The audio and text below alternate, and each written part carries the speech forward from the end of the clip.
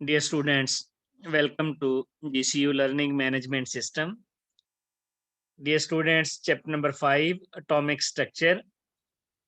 इस चैप्टर में से हमारा जो लास्ट लेक्चर था वो था क्वांटम नंबर्स, और लास्ट लेक्चर में हमने दो क्वांटम नंबर डिस्कस भी कर लिए थे।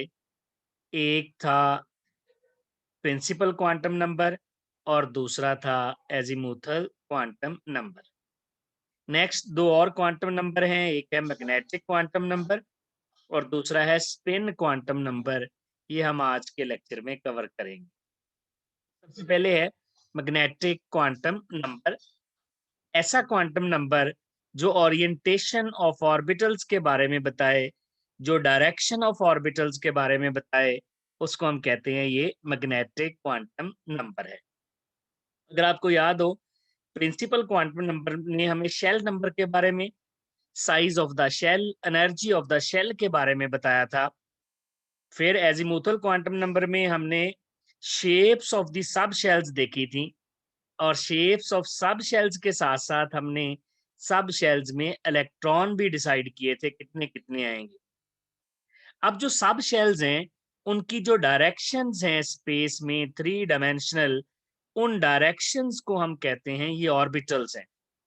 जैसे अगर पी हमारे पास सब शेल है, हमने लास्ट लेक्चर में देखा था कि जो पी सब शेल होता है, पी सब शेल ये हमारे पास डंबल शेप्ड होता है।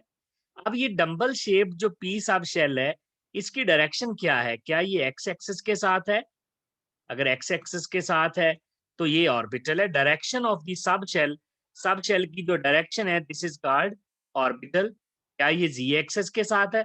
हम इसको कहेंगे ये पी जी है। और इसी तरह क्या ये जो सब शेल है, क्या ये वाई एक्सिस के साथ है? अगर ये वाई एक्सिस के साथ है तो दिस इज पी जी। तो this is p x, p z and p y. ये जो डायरेक्शंस हैं सब शेल्स की, डायरेक्शंस को हम कहते हैं दीज आर ऑर्बिटल्स। और ये जो क्वांटम नंबर ऑर्बिटल्स के बारे में बताता है, डायरेक्शंस के बारे में बताता है, ये क्वांटम नंबर है मैग्नेटिक क्वांटम नंबर। अगर आपको बोर के डिफेक्ट याद हो, तो बोर के डिफेक्ट में हमने देखा था कि बोर ने स्पेक्ट्रल लाइंस पर ना इलेक्ट्रिक फील्ड का इफेक्ट स्टडी किया था, ना ही मैग्नेटिक फील्ड का इफेक्ट स्टडी किया था। हमने देखा था कि इलेक्ट्रिक फील्ड में भी हर लाइन फर्दर डिवाइड हो जाती है और मैग्नेटिक फील्ड में भी हर लाइन फर्दर डिवाइड हो जाती है। तो मैग्नेटिक फील्ड में जो डिवीजन है उसको एक्सप्लेन करता है magnetic quantum number. Magnetic quantum number की वैल्यूज जो हैं इसको m से लिखते हैं, और इसकी वैल्यू 0 ± 1, 0 2 ± 1 ± 2 ± 3, इस तरह से इसकी वैल्यूज होंगी एज ये magnetic quantum number. Magnetic quantum number को ऑर्बिटल ओरिएंटेशन क्वांटम नंबर भी कहते हैं। क्यों कहते हैं? क्योंकि ये ऑर्बिटल्स की ओरिएंटेशन बताता है, और कितने ऑर्बिटल्स होंगे, नंबर ऑफ ओरिएंटेशंस कितनी होंगी, नंबर ऑफ ऑर्बिटल कितने होंगे, ये बताता है।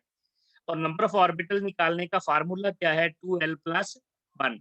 यानी अगर हमने चेक करना हो कि किसी भी सब शेल में कितने ऑर्बिटल्स मौजूद हैं, तो m is equal to 2l+1 वाला फार्मूला अप्लाई कर देंगे। ये हमें नंबर ऑफ ओरिएंटेशंस का बताएगा, ये हमें नंबर ऑफ ऑर्बिटल्स का बताएगा कि कितने ऑर्बिटल्स हैं। अगर हम L की वैल्यू 0 रख दें इस फार्मूले में, L की वैल्यू 0 रखें तो 0 S के लिए होता है। जब हम L की वैल्यू यहाँ 0 रखेंगे तो इसका मतलब है एक ही आंसर आएगा। इट मीन्स S की एक ही डायरेक्शन होती है, एक ही ऑर्बिटल है। अगर हम L की वैल्यू 1 यहाँ पर लगाएं तो ये P सब शेल के लिए होता है, और यहाँ पर 1 लगाएंगे तो 3 ओरिएंटेशंस पॉसिबल होंगी। इसका मतलब है P सब शेल की 3 डायरेक्शन है। L की वैल्यू 2 लगाएंगे तो ये D सब शेल होगा, इसकी 5 ओरिएंटेशन आएंगी। और अगर L की वैल्यू हम 3 लगाएंगे तो ये F सब शेल होगा और इसकी 7 ओरिएंटेशन होंगी। तो ये जो फार्मूला है ये हमें ओरिएंटेशन ऑफ ऑर्बिटल बताता है कि कितनी ओरिएंटेशंस होंगी, यानी कितने ऑर्बिटल्स होंगे, कितनी डायरेक्शंस होंगी, यानी उस ऑर्बिटल की ओरिएंटेशन कितनी डायरेक्शन में, कितने एक्सेस के साथ है। इसी वजह से इसको ऑर्बिटल ओरिएंटेशन क्वांटम नंबर भी कहा जाता है। तो ये मैग्नेटिक क्वांटम नंबर, एक तो पहले रिलेशनशिप देख लें, relationship between azimuthal and magnetic quantum number. अगर एल की वैल्यू 0 होगी तो एम की वैल्यू भी 0 होगी। अगर एल की वैल्यू 1 होगी तो 0 प्लस माइनस 1 यानी 3 ओरिएंटेशंस आएंगी। इसका मतलब है पी सब शेल जो है उसके 3 डीजेनरेट ऑर्बिटल होते हैं। डीजेनरेट मींस उनकी एनर्जी सेम होगी, जो कि 3 है, इसलिए इसको ट्रिपली डीजेनरेट भी कहते हैं, इसको 3 फोल्ड डीजेनरेट भी कहते हैं। अगर एल की वैल्यू 2 होगी तो सब शेल डी होगा, और डी सब शेल होगा तो उसमें 5 ओरिएंटेशंस आएंगी, यानी उसकी एम की 5 वैल्यूज आएंगी, 0 plus minus 1 plus minus 2, total 5 values हो जाएंगी। इसका मतलब है डी सब शेल में 5 ऑर्बिटल्स हैं। ऑर्बिटल अगर निकालने हों तो उसके लिए हम फार्मूला अप्लाई करते हैं 2l प्लस 1।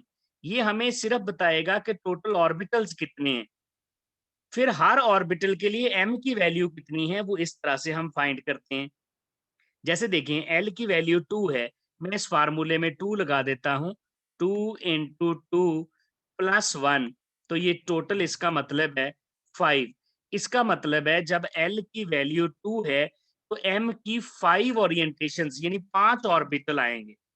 अब उन 5 ऑर्बिटल्स की वैल्यू क्या होगी, एक की 0 आएगी, एक की प्लस 1, फिर माइनस 1 प्लस 2 माइनस 2। तो नंबर ऑफ ऑर्बिटल्स ये फार्मूला बताएगा, उनकी वैल्यूज क्या है, हर एक की मैग्नेटिक क्वांटम नंबर की वैल्यूज ये है। अब जो सारे डी हैं, in the absence of magnetic field इनकी एनर्जी सेम होती है, इनको हम कहते हैं 5 फोल्ड डीजेनरेट ऑर्बिटल्स, और एफ के लिए हम यूज करते हैं 7 फोल्ड डीजेनरेट ऑर्बिटल्स। तो ये रिलेशनशिप है between azimuthal and magnetic quantum number. अब डीजेनरेसी ऑफ ऑर्बिटल्स के बारे में बताता है कि अगर in the absence of magnetic field देखें तो पी के सारे ऑर्बिटल की एनर्जी सेम होती है, लेकिन मैग्नेटिक फील्ड अप्लाई कर देंगे तो पी सब शेल स्प्लिट हो जाएगा 3 ऑर्बिटल्स में, पी एक्स, पी वाई और पी जी। इसी तरह अगर हम मैग्नेटिक फील्ड अप्लाई नहीं करेंगे तो डी सब शेल के सारे ऑर्बिटल्स की एनर्जी सेम होगी, लेकिन अगर मैग्नेटिक फील्ड अप्लाई कर देंगे तो जो डी सब शेल है ये फर्दर 5 इसकी डायरेक्शंस आ जाएंगे, d x y, d y z, d x square y square, d z square, और d x y, d y z, d z x, d x square y square और d z square 5 बन जाएंगी। यानी in the presence of magnetic field की मौजूदगी में ये जो सब शेल्स हैं ये फर्दर स्प्लिट हो जाते हैं एक्स वाई और जी एक्सेस के साथ, और इनकी डीजेनरेसी खत्म हो जाती है। लेकिन in the absence of magnetic field ये सारे डीजेनरेट होते हैं। जैसे देखें पी के ऑर्बिटल 3 है, एक है पी एक्स, दूसरा है पी वाई और पी जी। इन तीनों की एनर्जी सेम होगी जब तक मैग्नेटिक फील्ड अप्लाई नहीं करेंगे। अगर मैग्नेटिक फील्ड अप्लाई करेंगे तो इनकी डीजेनरेसी खत्म हो जाएगी और ये एक्स वाई और जी एक्सिस के साथ अरेंज हो जाएंगे। इसी तरह डी में 5 है, डी एक्स वाई है और d y z, d z x, d z x, d x square y square, d x square y square और डी जी स्क्र। ये हमारे पास हो गए 5 इसके ऑर्बिटल्स, और ये होंगे in the presence of magnetic field. तो ये हमें मैग्नेटिक क्वांटम नंबर बताएगा कि जब हम मैग्नेटिक फील्ड अप्लाई करते हैं तो जो हमारे पास सब शेल्स होते हैं एस, पी, डी और एफ, ये किस तरह एक्स, वाई और जी एक्सिस के साथ अरेंज होते हैं और उनकी डीजेनरेसी कैसे खत्म होती है। अब spin quantum number, spin quantum number independent quantum number है। ये श्रोडिंगर वेव इक्वेशन से इसका सॉल्यूशन नहीं आता। पहले तीनों क्वांटम नंबर तीनों एक्सेस हैं जो श्रोडिंगर वेव इक्वेशन में है, एक्स स्क्वायर, वाई स्क्वायर और जी स्क्वायर वाले। अब स्पिन क्वांटम नंबर स्पिन के बारे में बताता है। अगर हम अल्कली मेटल्स की बात कर लें तो जो अल्कली मेटल्स हैं उनके वैलेंस शेल में एक ही इलेक्ट्रॉन होता है, लेकिन जब हम उसका स्पेक्ट्रम लेते हैं तो स्पेक्ट्रम में हमें पेयर ऑफ लाइंस दिखती हैं, यानी डबलेट लाइन नजर आती है, डबलेट लाइन स्ट्रक्चर। अगर आपको याद हो हमने बोहर के डिफेक्ट में फाइन स्ट्रक्चर पढ़ी थी। फाइन स्ट्रक्चर क्या थी, स्पेक्ट्रम में बहुत ज्यादा लाइनें आ जाती हैं और ये लाइनें जो होती हैं ये क्लोजली स्पेस्ड होती हैं। फाइन स्ट्रक्चर में एक तो लाइंस बहुत ज्यादा आती हैं और दूसरा क्लोजली स्पेस्ड आती हैं। जो डबलेट लाइन स्ट्रक्चर है इसमें दो ही लाइनें आती हैं और they are widely separated from each other, और ये स्पिन की वजह से होती हैं, क्लॉकवाइज और एंटी क्लॉकवाइज। तो अल्कली मेटल एक ही इलेक्ट्रॉन है, लाइनें दो आ गई, डबलेट लाइन स्ट्रक्चर। दो लाइनें क्यों आई? स्पिन की वजह से, clockwise anti clockwise. Doublet line structure और फाइन स्ट्रक्चर में क्या फर्क है? डबलेट लाइन स्ट्रक्चर में दो लाइनें आती हैं, फाइन स्ट्रक्चर में ज्यादा सारी लाइंस आती हैं। डबलेट लाइन स्ट्रक्चर में लाइंस आर वाइडली सेपरेटेड, जबकि फाइन स्ट्रक्चर में लाइंस आर क्लोजली स्पेस्ड। तो ये फर्क हो जाएगा डबलेट लाइन स्ट्रक्चर और फाइन स्ट्रक्चर में। अब है इलेक्ट्रॉन की सेल्फ रोटेशन। 1925 में गुड्समेट और उलनबेक ने सजेस्ट किया कि जब इलेक्ट्रॉन रिवॉल्व करता है ऑर्बिटल्स में, जब वो थ्री डायमेंशनल स्पेस में 3D मोशन शो कर रहा होता है, तो साथ साथ वो अपने एक्सिस पर भी स्पिन करता है। उसकी जो अपने एक्सिस पर स्पिन है, that is called self rotation. ये क्लॉकवाइज भी हो सकती है और एंटी क्लॉकवाइज भी हो सकती है। तो इसकी स्पिन क्लॉकवाइज हो सकती है या एंटी क्लॉकवाइज हो सकती है। क्लॉकवाइज को माइनस हाफ से और एंटी क्लॉकवाइज को प्लस हाफ से शो करते हैं। जैसा कि ये देखें, ये एंटी क्लॉकवाइज है। अगर ये एंटी क्लॉकवाइज है तो प्लस हाफ, क्लॉकवाइज है तो माइनस हाफ।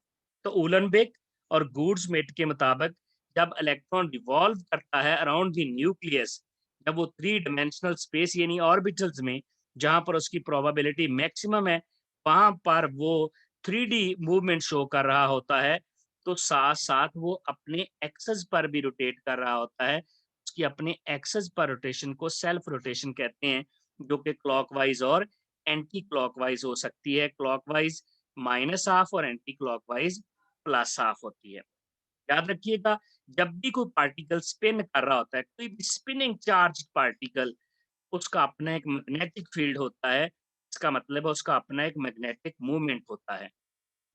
और ये जो ऑपोजिट मैग्नेटिक फील्ड प्रोड्यूस होते हैं, ये एक्चुअली क्लॉकवाइज और एंटी क्लॉकवाइज मूवमेंट की वजह से हैं। ये ऑपोजिट मैग्नेटिक फील्ड प्रोड्यूस होते हैं। जब इलेक्ट्रॉन पेयर अप होते हैं तो ये ऑपोजिट मैग्नेटिक फील्ड एक दूसरे के इफेक्ट को कैंसिल कर देते हैं। और यही वजह है डबलेट लाइन स्ट्रक्चर की, जिसको हमने कहा था कि अल्कली मेटल के स्पेक्ट्रम में दो लाइनें आती हैं। एक्चुअली वैलेंस शेल में इलेक्ट्रॉन तो एक है, फिर दो लाइनें कैसे आई? Due to the clockwise and anti clockwise spin. Quantum number को समराइज कर लेते हैं। सबसे पहले प्रिंसिपल क्वांटम नंबर है, जो कि हमें शेल का आइडिया देता है। जितनी n की वैल्यू बढ़ती चली जाती है, शेल नंबर बढ़ता चला जाता है, वैसे वैसे साइज भी बड़ा होता जाता है। शेल की एनर्जी यानी ऑर्बिट की एनर्जी भी बढ़ती जाती है। ऑर्बिट की एनर्जी बढ़ने से मुराद है इलेक्ट्रॉन की एनर्जी भी बढ़ती चली जाती है। दूसरा quantum number azimuthal quantum number है, जो सब शेल्स के बारे में बताता है। जितनी n की वैल्यू होती है उतने ही सब शेल होते हैं। जैसे n की वैल्यू 1 है तो सब शेल भी एक ही है, s। n की वैल्यू 2 है तो सब शेल 2 हो गए, s और p।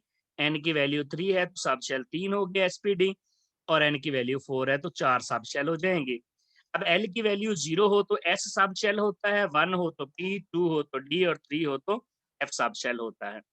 इसके बाद मैग्नेटिक क्वांटम नंबर है। मैग्नेटिक क्वांटम नंबर हमें ऑर्बिटल्स की ओरिएंटेशंस के बारे में बताता है और m की वैल्यूज के बारे में बताता है। जैसे n की वैल्यू 1 है तो m जो है उसकी एक ही ओरिएंटेशन आएगी, वो s सब शेल होगा और s ही ऑर्बिटल होगा। लेकिन जितने l की वैल्यू अगर 0 है तो m भी 0 होगा। अगर l की वैल्यू 1 है तो m की तीन वैल्यूज आ जाएंगी, +1, फिर 0, फिर -1, यानी पॉजिटिव से 0 और फिर नेगेटिव। इस तरह से डिफरेंट वैल्यूज आती जाएंगी मैग्नेटिक क्वांटम नंबर की। स्पिन क्वांटम नंबर में इलेक्ट्रॉन की स्पिन या तो क्लॉकवाइज होगी या एंटी क्लॉकवाइज होगी। और फिर इलेक्ट्रॉन है, इलेक्ट्रॉन के शेल में दो आते हैं, एल में 8 इलेक्ट्रॉन, एम में 18 और एन में 32। कौन सा फार्मूला था? अगर आपको याद हो तो इसके लिए हमने जो फार्मूला पढ़ा था वो 2n² था। इसके बाद है सब शेल्स में इलेक्ट्रॉन। सब शेल में इलेक्ट्रॉन के लिए फार्मूला हमारे पास था 2 इंटू 2l+1, ये वाला फार्मूला था। और इसके मुताबिक s में 2, p में 6, d में 10 और f में मैक्सिमम 14 इलेक्ट्रॉन आ सकते हैं, जबकि ऑर्बिटल में, किसी भी ऑर्बिटल में मैक्सिमम 2 इलेक्ट्रॉन आ सकते हैं, 2 से ज़्यादा इलेक्ट्रॉन आ ही नहीं सकते। ये है डियर स्टूडेंट्स क्वांटम नंबर का हमारा आज final lecture. Thank you very much.